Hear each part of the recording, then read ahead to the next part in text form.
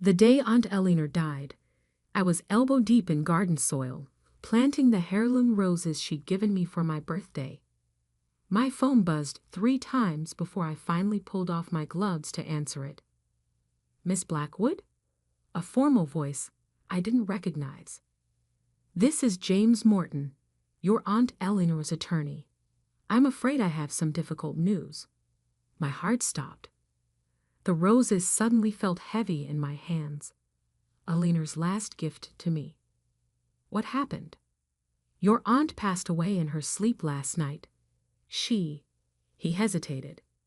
She left explicit instructions for me to contact you first, before anyone else in the family."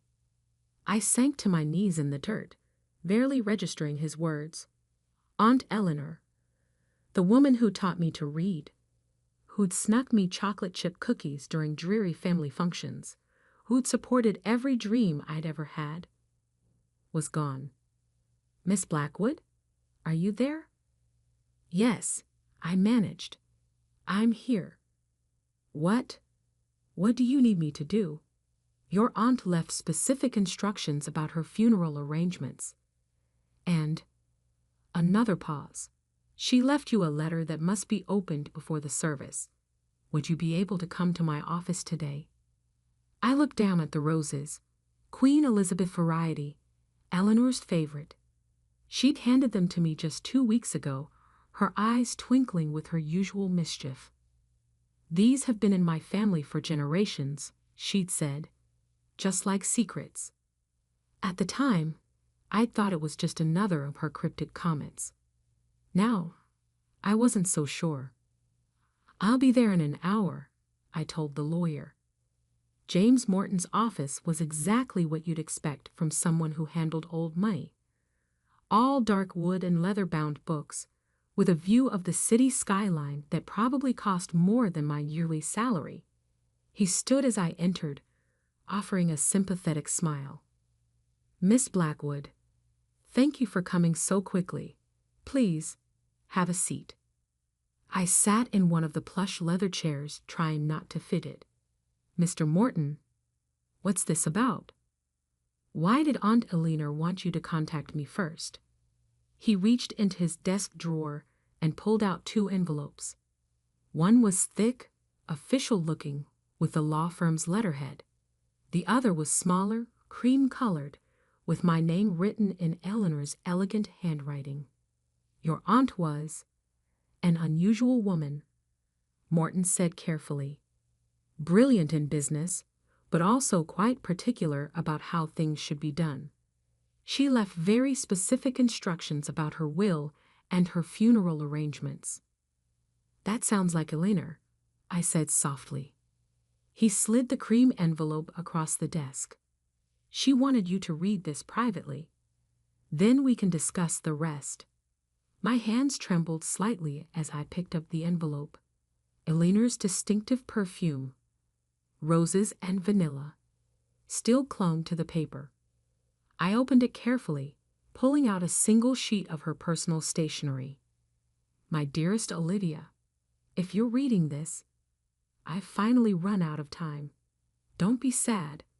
I've lived exactly the life I wanted, which is more than most people can say. But I need one last favor from you, my darling niece. At my funeral, you'll need to read a letter. One that will change our family forever. You'll find it in the hidden compartment of my jewelry box, the one I showed you how to open when you were 12. Remember the trick with the rose carving? Some people might call this revenge, but I prefer to think of it as justice. Long delayed, perhaps, but justice nonetheless. The truth is, I've left everything to you. Montgomery Industries, my personal assets, all of it. But there's one condition. You must read that letter at my funeral with the entire family present. No exceptions. I know this is a lot to ask, especially now, but you've always been the strong one, Olivia, the honest one. That's why it has to be you. All my love, Aunt Eleanor. P.S. Don't let them bury me in anything beige. You know how I feel about beige. I read the letter twice, then looked up at Morton. She left everything to me. He nodded, opening the official envelope. Montgomery Industries, her personal estate, investment portfolios, approximately $89 million in total assets. But as she mentioned, it's conditional on you fulfilling her final request. My head spun. Eleanor had always been generous with me, but this was beyond anything I could have imagined. What about the rest of the family? My father, my cousins? There are some small bequests, but the bulk of the estate is yours, assuming, of course, you agree to her terms. I thought about my father, who'd always resented his younger sister's success. About my cousins, who'd spent years sucking up to Eleanor, hoping to inherit her fortune. About all the family gatherings where Eleanor had sat quietly, watching everyone with those knowing eyes of hers, like she was waiting for something. When is the funeral? I asked. 3 days from now. Your aunt was very specific about the arrangements. The service will be held at St. Michael's Cathedral, followed by a reception at her estate. The entire family is expected to attend. I stood up, clutching Eleanor's letter. Then I should go. I have a jewelry box to find. Morton called after me as I reached the door. Miss Blackwood? One more thing. Your aunt asked me to tell you. She said you'll know what to do with the truth. The drive to Eleanor's estate took 40 minutes, but it felt like hours. My mind raced with questions. What was it in that second letter? What secret was so important that Eleanor would make it a condition of her will? The gates opened automatically as I approached. Eleanor had given me the access code years ago, saying she trusted me more than her security system. The house was exactly as I remembered. A sprawling Victorian mansion set amid perfectly manicured gardens, with Eleanor's beloved roses climbing every available surface. Mrs. Peters, the housekeeper, met me at the door. Her eyes were red from crying. "Oh, Miss Olivia, I'm so glad you're here. She left instructions that you were to have full access to her rooms." "Thank you, Mrs. Peters. I won't be long." Eleanor's bedroom was on the second floor, overlooking her prize, rose garden. Like everything else about my aunt, it was elegant but full of hidden whimsy. Silk curtains in bright patterns, modern art next to family portraits, and everywhere, touches of her beloved roses. The jewelry box sat on her dresser, exactly where it had always been. Beautiful Brazilian rosewood, carved with intricate floral patterns. I ran my fingers along the edge until I found it. The small rose carving that concealed the release for the hidden compartment. "Third petal from the left," I whispered, remembering Eleanor's instructions from all those years ago. There was a soft click, and a panel in the bottom slid open. Inside was another envelope, sealed with wax and marked to be read at my funeral. My hand shook as I picked it up. It was heavier than I expected, and I could feel what seemed like photographs inside. For a moment, I was tempted to open it right there. But I knew Eleanor. Everything she did had a purpose. If she wanted this revealed at her funeral, in front of the whole family, she must have had her reasons. I slipped the envelope into my bag and took one last look around the room. On the bedside table was a framed photo I'd never seen before. Eleanor as a young woman, standing in front of Montgomery Industries' first office.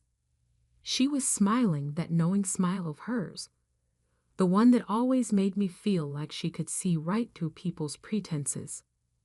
"What did you know, Aunt Eleanor?" I whispered to the photograph. What secret was worth waiting a lifetime to reveal? The next 3 days passed in a blur of funeral arrangements and family drama. My father called 6 times, alternating between concern about my involvement in the arrangements and barely concealed anxiety about the will. My cousins sent a barrage of text messages, each one more transparently self-interested than the last. Through it all, I kept Eleanor's sealed envelope close. At night, I'd take it out and look at it, wondering what revelations it contained. What truth was so important that Eleanor would stake her entire legacy on its revelation? The morning of the funeral dawned bright and clear. I dressed carefully in a deep blue suit, Eleanor's favorite color, and pinned one of her prized roses to my lapel. The envelope felt heavy in my bag, like it was weighted with more than just paper and photographs. St. Michael's Cathedral was packed by the time I arrived. The Montgomerys were old money, and Eleanor had been a prominent figure in both business and philanthropy. The pews were filled with a mix of family, business associates, and city officials. My father intercepted me as soon as I entered, his face tight with anxiety. "Olivia, we need to talk about the will. Morton won't tell us anything. Says we have to wait until after the service." "What's going on?" I met his eyes steadily. "We'll all find out together, Dad. That's what Aunt Eleanor wanted." He grabbed my arm as I tried to pass. "Olivia, if you know something." "Let go, Dad," I said quietly, but firmly. "This is Eleanor's funeral. Show some respect." The service itself was beautiful, exactly as Eleanor would have wanted it. No beige in sight. The flowers were all roses in deep reds and vibrant pinks, her favorite colors. The minister spoke about her generosity, her intelligence, her dedication to making the world better. Finally, it was time. Morton caught my eye from the front pew and gave a slight nod. My hands trembled slightly as I walked to the podium, Eleanor's envelope clutched in my hands. The cathedral fell silent as I faced the congregation. My father sat in the front row, his face a mask of barely controlled anxiety. Next to him, my cousins John and Rebecca leaned forward eagerly, like vultures awaiting their next meal. I took a deep breath, breathing in the scent of roses that filled the air. In that moment, I could almost feel Eleanor standing beside me, giving me strength.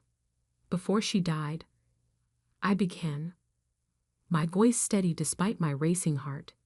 My Aunt Eleanor left me a letter with specific instructions. She wanted it read here today, in front of everyone who knew her. I broke the wax seal slowly, aware of hundreds of eyes watching my every move. Inside were several sheets of paper, and as I'd suspected, photographs. As I pulled them out, I heard my father make a strangled sound from the front pew. The first photograph showed a young Eleanor standing next to a man I didn't recognize. They were both smiling, holding up what looked like blueprints. The second photo showed the same man at what appeared to be a construction site, with the early foundations of what I now recognized as Montgomery Industries' first building. My name was Eleanor Montgomery, I read from the letter. And this is the truth about how Montgomery Industries began. My hands were steady as I began reading Eleanor's letter, my voice carrying clearly through the hushed cathedral. My name was Eleanor Montgomery, and this is the truth about how Montgomery Industries began. The man in these photographs is Harold Bennett, a brilliant engineer and my business partner in 1975. He was also the true founder of what would become Montgomery Industries. A murmur rippled through the congregation. In the front row, my father's face had gone completely white. Harold and I met at university. I continued reading. We shared a vision of creating sustainable building materials that would revolutionize the construction industry. Harold had the technical genius, and I had the business acumen. Together, we created the foundation of what Montgomery Industries would become. I pulled out another photograph, this one showing Eleanor and Harold shaking hands over what appeared to be a contract. We were equal partners, splitting everything 50-50.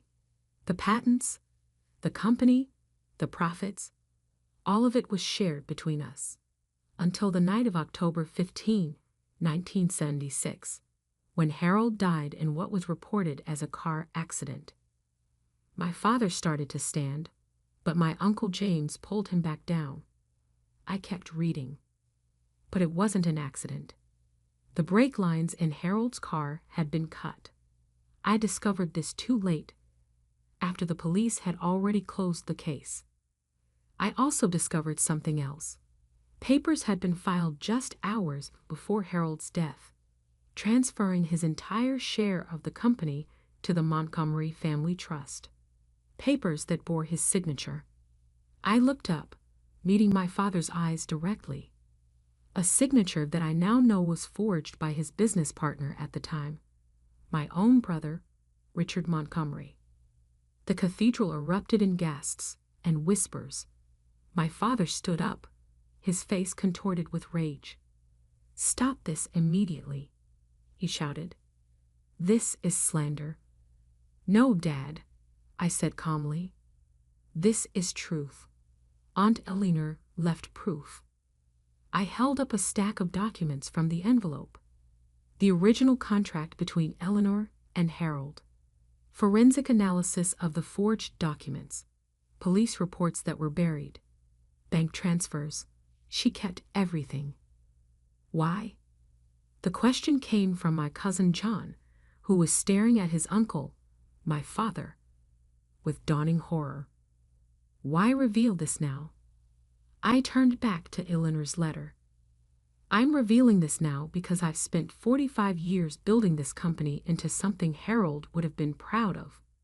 I've used our success to fund research, to support sustainable development, to create opportunities for brilliant minds like his. But I've also spent 45 years watching my brother profit from his crime, watching him raise his children to believe that privilege and power put them above the law." My father had sunk back into his pew, all the fight gone out of him. I continued reading. "The truth is, I should have come forward years ago. But by the time I had gathered all the evidence, the company was employing thousands of people. Going public would have destroyed not just Richard, but countless innocent families who depended on Montgomery Industries for their livelihood. So I made a different choice. I decided to wait, to build, to make sure that when the truth finally came out, the company would survive it." I pulled out one final document from the envelope, a yellowed envelope addressed to Harold Bennett's only surviving relative, his daughter Sarah. Which brings me to my final confession. Over the years, I've kept track of Harold's daughter. I've anonymously funded her education, her research, her work in sustainable engineering. I've watched her grow into the kind of brilliant, ethical scientist her father was. Sarah Bennett now runs one of the most innovative green technology firms in the country, though she's never known who was backing her. More guests filled the cathedral as a woman stood up from the middle pews. She was about my age, with Harold's dark eyes and determined expression. Eleanor had arranged everything, even ensuring Sarah Bennett would be here for this moment. The second part of my will, I read, my voice growing stronger, leaves a 30% share of Montgomery Industries to Sarah Bennett as partial restitution for what was stolen from her father. The controlling interest goes to my niece Olivia, the only member of the Montgomery family who has shown the same commitment to ethics and innovation that Harold and I once shared. I looked up at the stunned faces before me. The letter is signed, Eleanor Montgomery, co-founder of Montgomery Industries and keeper of its greatest shame. The silence that followed was deafening. Then slowly, Sarah Bennett began walking toward the front of the cathedral. She stopped in front of my father, who seemed to have aged decades in the past few minutes. All these years, Sarah said, her voice shaking slightly. I thought my father was a failure who abandoned his work. I never knew. Never imagined. Miss Bennet, I said, stepping down from the podium. I'm so sorry for what was taken from you. She turned to me, tears in her eyes. Thank you for having the courage to read that letter. Your aunt? She was watching over me my whole life, wasn't she? She was trying to make things right, I said softly, in her own way. The next few hours passed in a blur. The reception was unsurprisingly tense, with family members splitting into factions. Those who demanded the letter be suppressed, those who insisted on going to the police, and those who simply sat in stunned silence. My father disappeared immediately after the service. I wouldn't hear from him for weeks, not until he checked himself into a rehabilitation facility, finally facing the guilt he carried for 45 years. In the months that followed, the truth about Montgomery Industries' founding became public knowledge. But Eleanor had been right. The company was strong enough to survive it. With Sarah Bennett's technical expertise and my commitment to Eleanor's vision, we began a new chapter in the company's history. 1 year after the funeral, I stood in Eleanor's rose garden, now blooming more beautifully than ever. Sarah had joined me for what had become our weekly meeting, where we discussed everything from company strategy to our shared love of sustainable innovation. You know what's strange? Sarah said, gently touching one of Eleanor's prized Queen Elizabeth roses. I always felt like someone was looking out for me, guiding my career from afar. I used to think it was my father's spirit. Now I know it was Eleanor. She tried to protect everyone, I said. The company, its employees, you, even my father in her own way. She just couldn't let the truth die with her. Sarah nodded thoughtfully. Do you think she made the right choice, waiting all those years? I considered the question carefully. I think she did the best she could with an impossible situation. She turned a company built on fraud into a force for good. She made sure you were taken care of. And in the end, she made sure the truth came out on her terms. And what about you? Sarah asked. Do you ever regret being the one who had to reveal it all? I looked out over the rose garden, remembering Eleanor's knowing smile, her cryptic comments, her quiet strength. No, I said finally. Eleanor chose me because she knew I could handle it. She knew I'd understand that sometimes doing the right thing means facing uncomfortable truths. She would be proud of what we've built, Sarah said, gesturing toward the Montgomery Industries building visible in the distance. A real partnership, just like she and my father intended. I smiled, touching one of the roses Eleanor had given me, now blooming in her garden.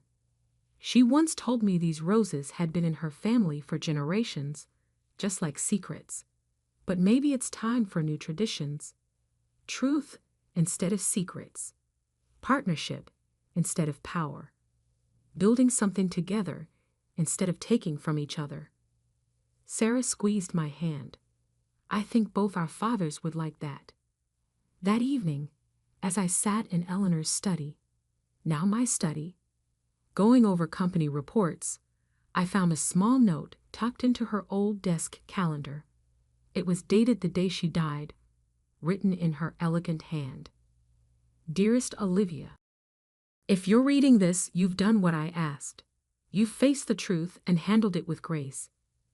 That's why I chose you, not just to inherit the company, but to make it better than it was, to make it what Harold and I dreamed it could be. The roses in the garden will bloom again next spring. When they do, remember that beauty can grow from even the darkest soil, if we have the courage to plant it. All my love, Eleanor.